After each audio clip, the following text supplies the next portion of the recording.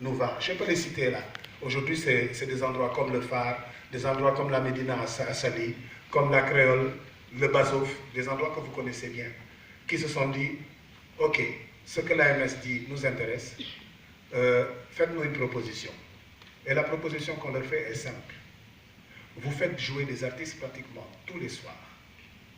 Le code du travail, hein, je dis bien le code du travail, pas le statut de l'artiste, le code du travail donne non seulement aux syndicats, mais aussi à toute organisation professionnelle de discuter avec le ministère du Travail afin de trouver des accords collectifs avec ses employeurs. Parce que, osons le dire, c'est des employeurs, ce ne sont pas des clients. Quand nous sommes allés à Saly, quand on est allé discuter pour la première fois avec un consortium d'employeurs de spectacles, ils nous ont dit non, nous les artistes, nous nos employeurs c'est le personnel qui est là. Mais nous ne pouvons pas. Eux, ce sont des clients, ils viennent avec un cachet, et on leur paye leur cachet, le patron c'est le chef d'orchestre, basta. On leur dit, nous sommes d'accord si c'est pour une prestation ponctuelle.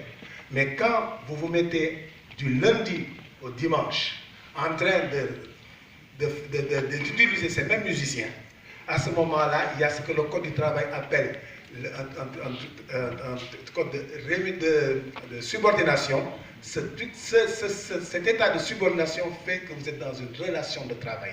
Et si vous êtes dans une relation de travail, à ce moment-là, ces musiciens sont vos employés. À ce titre, maintenant, vous devez les payer pour qu'ils puissent avoir lieu, eux aussi, qu'ils puissent avoir droit à cotiser à l'IPRES, puisqu'ils cotisaient à la Caisse de Sécurité sociale et peut-être à une coopérative d'habitat. C'est ce sur lequel nous sommes tombés d'accord avec quelques employeurs que je viens de citer plus haut, qui nous ont dit, faites-nous une proposition. Il y a une proposition d'accord collectif qui est faite avec eux. On essaie de voir si on peut sortir de 5 000 à 25 000, en sachant que quand le musicien est là, qu'il paye ses 25 000, qu'il ait payé 25 000, il est plus facile de lui dire à la source, on te retirera sur les 25 000 tant de pourcents pour l'IPRES, tant de pourcents pour la protection sociale et peut-être tant de pourcents pour une coopérative d'habitat et autres, ce dont nous rêvons nous tous, et que nous puissions à ce moment-là dire nous avons un salaire, si nous avons un salaire, nous pouvons payer les impôts, si nous pouvons payer les impôts, c'est parce que nous sommes des citoyens de ce pays. Donc des endroits comme des espaces comme ceux que le MIDEL nous présente, et je pense que c'est comment pouvoir donner la parole dans vos forums, par exemple à Cannes, à des artistes, à des organisations professionnelles, pour que ce soit un travail d'ensemble, parce que c'est le même phénomène que nous vivons dans toute l'Afrique, en tout cas l'Afrique de l'Ouest, que je connais, que je connais mieux, mais c'est le même problème que nous vivons. C'est bien que, vraiment, pour moi, c'est un honneur qu'on nous ait choisis ici, parce que quand vous faites un peu le tour des pays, vous vous rendez compte que le simple fait que le Sénégal ait pu mettre en place une société privée de droits d'auteur, ça fait saliver beaucoup de nos voisins, nos pays voisins. Et ils attendent donc beaucoup de nous pour qu'on puisse à leur tour maintenant nous donner notre expérience. Mais on a l'impression que tout est bien fait au Sénégal, alors que c'est juste pour le dire, non, nous sommes juste sur des chantiers qui ont encore un chemin à faire. Les pouvoirs publics sont en train en tout cas, de nous suivre dans cette cadence depuis quand même quelques 5 ans. Mais je pense, comme je l'ai dit, c'est surtout comment nous, les premiers visés, nous nous approprions de ce qui nous appartient. Je vous remercie. Voilà, merci Daniel. Je pense qu'on ne reviendra pas sur certains éléments. C'est juste dire qu'on aura peut-être 2 autres questions que nous poserons à la fin pour relancer un peu le rapport de l'Afrique du Sud à notre environnement. Je voudrais juste préciser qu'il y a beaucoup de désorganisations, parce qu'il y a des structures au Sénégal qui ne sont pas des structures dédiées, qui gèrent dans le domaine artistique des phénomènes qui sont très complexes. Ça dépasse complètement la musique, ce qu'il dit. Si je me dis aujourd'hui que toutes les troupes de théâtre que vous voyez qui jouent, savez-vous de quel ministère ils dépendent? Toutes les troupes de théâtre que vous voyez qui jouent et qui portent le théâtre, ils dépendent tous du ministère de la Jeunesse. Parce que la direction du théâtre populaire se trouve au ministère de la Jeunesse, parce parce qu'il a été créé par un inspecteur du travail, le père de Dembel Diop en l'occurrence, père à son âme. Et tous vont vers le ministère de la Culture, exigent que le ministère de la Culture et des Finances, leur argent n'est pas là-bas. Si le ministère le fait, c'est un détournement. Voilà. Et ce combat, personne ne le porte. Et donc je pense qu'aussi il faut qu'on comprenne ce que nous disons. Le musicien est-il un travailleur? Oui ou non? S'il est un travailleur, peut-il ignorer le nom du ministre du Travail? Comment s'appelle le nouveau ministre du Travail? Je sais que pour les rappeurs, ce n'est pas possible. Je sais que vous n'êtes pas encore réveillés. Mais laissez-moi, je dis que vous n'êtes pas encore réveillés, parce que les rappeurs, ils travaillent toute la nuit. Les rappeurs travaillent maintenant. Je ne parle pas pour toi. Je parle des rappeurs, je ne parle pas des administrateurs. Je voudrais, c'était une brèche que j'ouvrais quand même pour dire que, voilà, pour le MIDEM, de vous dire, il faut comprendre qui est dans cette salle. Vous avez une représentativité extrêmement forte dans cette salle. Nous avons toutes les catégories de musique. Je regarde là les gens qui sont en face de moi. Nous avons jusqu'à la presse culturelle dans la salle. Donc je pense que nous avons toutes les catégories. Quand on a Baba Mal devant et qu'on a Mouna derrière, je pense qu'on a traversé toutes les générations de musique, toutes les formes de musique. Je n'en dirai pas plus, mais nous avons cela. Nous avons aujourd'hui dans cette salle de jeunes organisateurs de festivals qui sont très jeunes. Nous avons des jeunes musiciens qui sont en début de carrière et qui sont porteurs de projets liés à l'engagement social. Si je cite Ali Beta, j'ai cité toute cette génération-là. Donc il faut que les médias comprennent qu'Awadi n'a pas invité ses amis, parce que ça se fait beaucoup en Afrique.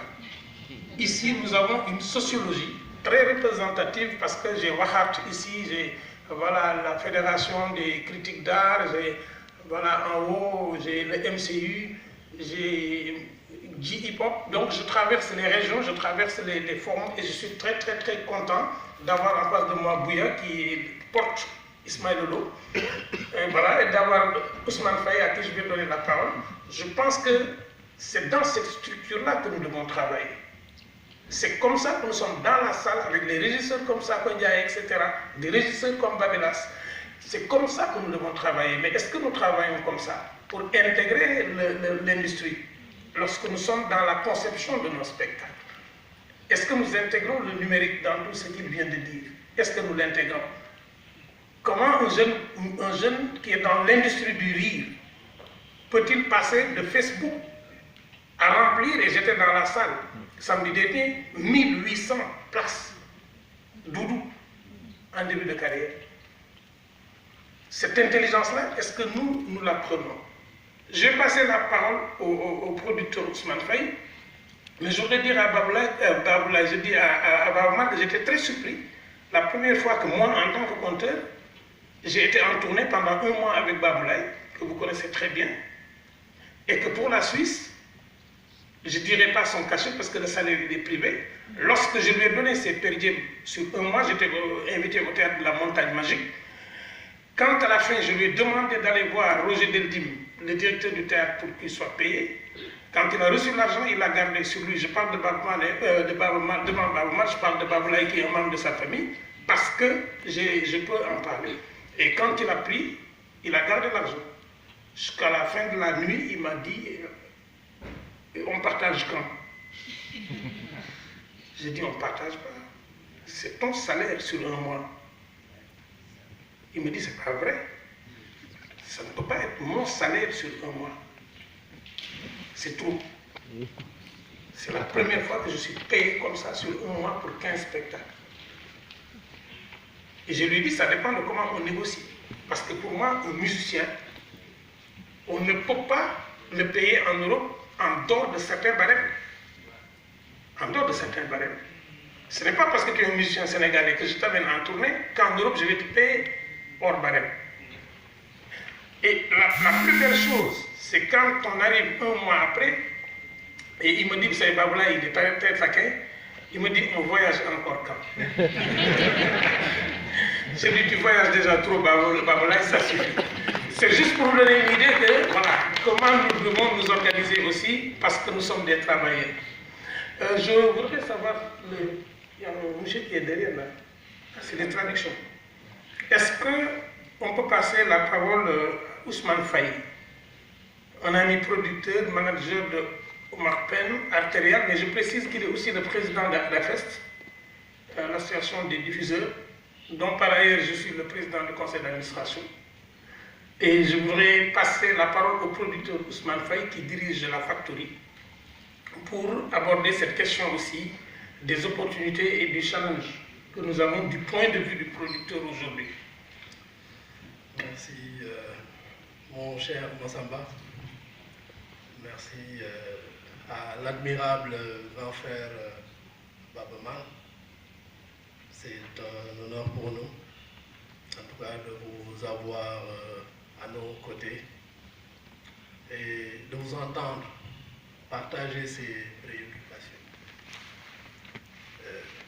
C'est régler le rapport qu'on a avec la politique. Tant que le secteur de la culture en Afrique, dans nos pays, ne règle pas ce rapport, en tout cas à mon sens, posera toujours ces questions de qui sommes-nous? Est-ce que nous sommes en marge, en dehors, ou où est-ce que nous sommes, quoi? Est-ce que le fait de dire c'est le temps de l'Afrique veut dire le temps de la contemplation ou le temps des abstractions ou des anecdotes? C'est quoi en fait ce temps? Est-ce que c'est le temps économique de l'Afrique ou le temps de nous contempler encore une fois, quoi, comme l'ont fait des générations et des générations? C'est quoi le problème par rapport aux challenges qui sont là, par rapport à cette immensité de ressources que nous sommes? Qu'est-ce qui nous retient, quoi? C'est la question qui m'attriste, quoi. À chaque fois que je suis dans des rencontres comme ça, que ça soit ici et ailleurs, qu'on pense que voilà, d'autres viendront nous régler le problème. C'est nous-mêmes. C'est nous-mêmes. C'est nous-mêmes. C'est nous décomplexer par rapport à tout. C'est de comprendre que notre dignité passe par l'économie.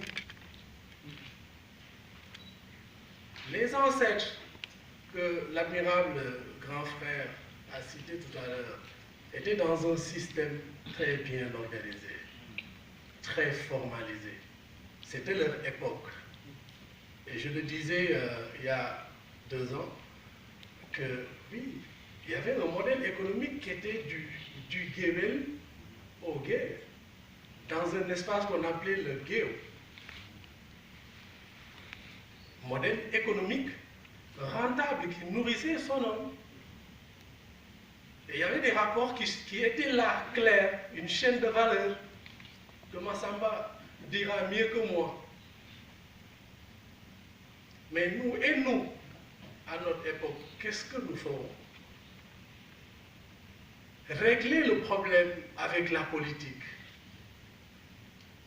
Si nous voulons avoir cette prétention de parler d'industrie, c'est de comprendre une industrie, c'est une politique. Politique veut dire avoir sa vision, une vision claire des objectifs,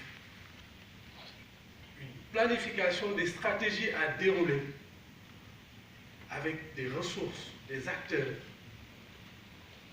créer une chaîne de valeur. Où est-ce que nous en sommes? C'est la question fondamentale qu'on doit se poser. C'est pas... Oui, il y en aura des succès, parce que la matière est là. Mais est-ce que c'est ça le temps de l'Afrique? Quel rôle nous jouons, quoi, si ce n'est pas... d'animer des soirées, qu'on nous dise, mais où sont-ils? Il y en a marre sur la question de je ne sais pas quoi, la liberté d'expression. Non. Il s'agit de notre dignité. Il s'agit de notre travail. Ça passe par une organisation systémique du secteur de la culture. Qu'on sache le rapport que nous avons avec notre environnement, la culture, la musique, ce n'est pas que le ministère de la Culture. Non plus, ce n'est pas qu'avec le ministère du Travail. C'est un secteur qui est transversal à tout. C'est beaucoup plus le commerce. Il faut qu'on le sache. Quel est le problème qu'on a pour dire que nous sommes des commerçants? C'est quoi le problème? En finalité, ce que nous faisons, si nous nous saisissons de la matière, que nous soyons des artistes, musiciens, plasticiens, etc., et que cette matière est transformée en produit, qu'est-ce que nous faisons? Mais vendre. Vendre veut dire quoi? Commercialiser. Quel est le problème alors? Il nous faut nous saisir de cette force. C'est un pouvoir que nous avons, mais tant qu'on ne le fait pas. Mais on est qui? Qu'est-ce qu'on pèse? Et finalement, quelle est notre cotisation dans ce qu'on appelle le PIB? On a dit 2%, 0,7% des redevances. Wow. Parce que nous ignorons que les médias, la télécommunication, etc., font partie de la culture. Et si nous mettons tout ça dans le même panier, c'est plus de 17%, plus qu'en Europe, plus que la sidérurgie en Europe. Ouais. Qu'est-ce que nous attendons? Parce que, oui, nous avons accepté d'être ces artistes-là avec toujours le fait de porter ces complexes, que c'est nous qui éduquons, qui civilisons, qui portons les bonnes valeurs et qui n'arrivent pas à décomplexer par rapport à l'argent. C'est l'argent qui fait ce que nous sommes. C'est l'argent qui est la finalité de ce que nous faisons. Et c'est l'argent qui fera nos dignités et qui fera nos statuts. Et cet argent-là, ça passe par quoi? Par l'entreprise.